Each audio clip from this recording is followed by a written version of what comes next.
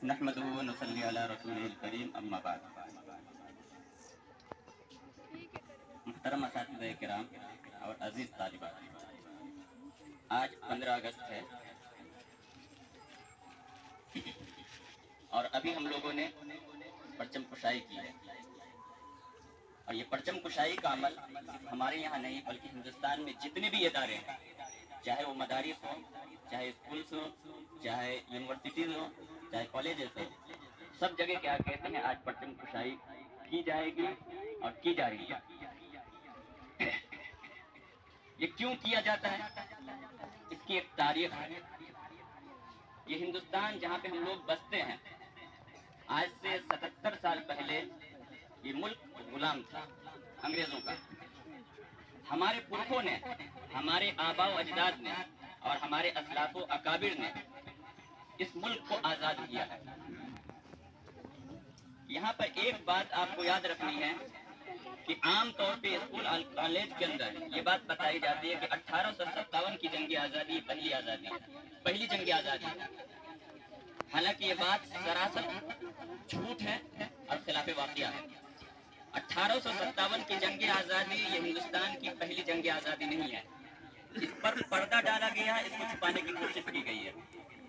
हिंदुस्तान की सबसे पहली जो जंग है जो अंग्रेजों से लड़ी गई है वो 1754 में लड़ी गई है कलकत्ता के अंदर, और नवाब सिराजुद्दौला के नाना नवाब अली वर्दी खान ने लड़ी है। इसमें नवाब अली वर्दी खान ने अंग्रेजों को मार मार करके भगाया और उनका जो मेन मरकज कलकत्ता था वहां से उसको निकालने पर मजबूर किया। उस जंग के अंदर मुसलमानों की जीत हुई। फिर 1756 में नवाब अली वर्दी खान को शहीद किया गया धोखा दे करके।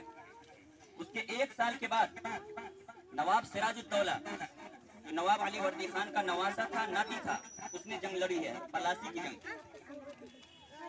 उसमें मुसलमानों की जो फौज थी 1 लाख से ज्यादा थी और अंग्रेजों की फौज सिर्फ 13 से 14 हजार थी। उसमें एक मुसलमान था लेकिन अंदर से मुनाफिक था। नवाब सिराजुद्दौला का मामू था वो। उसने नवाब सिराजुद्दौला के साथ गद्दारी की, धोखा दिया, और जब ऐन लड़ाई का वक्त आया उसने फौज को ढीला छोड़ दिया। फौज ने क्या आके कोई काम नहीं किया और 1 लाख से ज्यादा मुसलमान 13,000 अंग्रेजों के सामने बेबस हो गए और उसमें हजारों हजार मुसलमानों की जान चली गई। मीर जाफर ने अपने मामू के साथ गद्दारी की और वहां पर क्या कहते हैं नवाब सिराजुद्दौला को शहीद करवा दिया गया। उसके बाद ये लड़ाई हुई है 1757 में।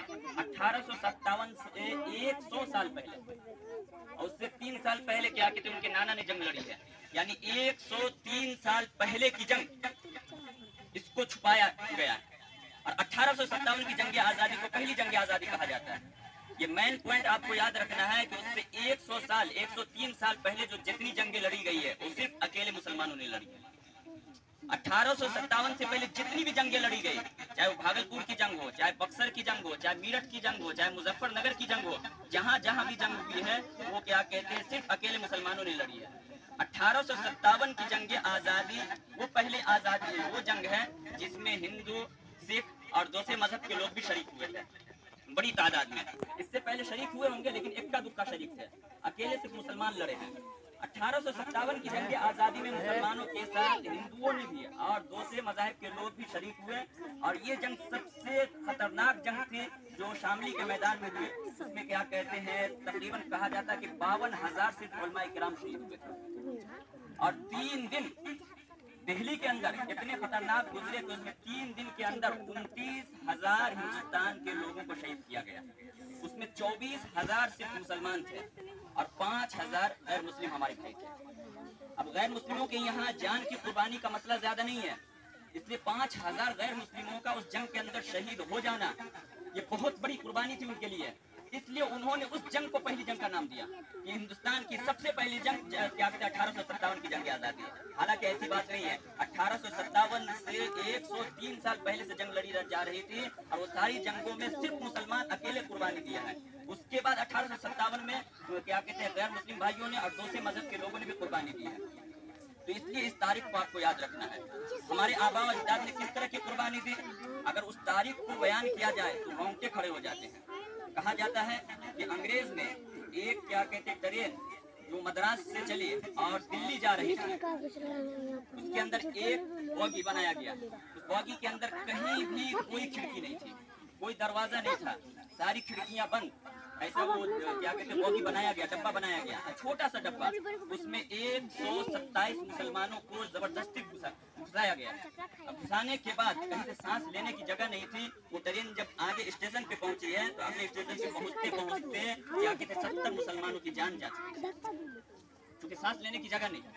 जब उस पर रिसर्च किया गया तो क्या कहते रिसर्च करने वालों ने बताया कि उन लोगों की मौत हुई है नाकाबिले घुटन की वजह से, समझे कि ना, उनको हवा नहीं मिली अंदर में, क्या कहते हैं उसकी वजह से उन लोगों की मौत हो गई। और कहानी हरियाणा के अंदर क्या कहते दो दोस्त थे, एक मुसलमान और एक हिंदू गैर मुस्लिम, दोनों में बड़ी पक्की दोस्ती थी।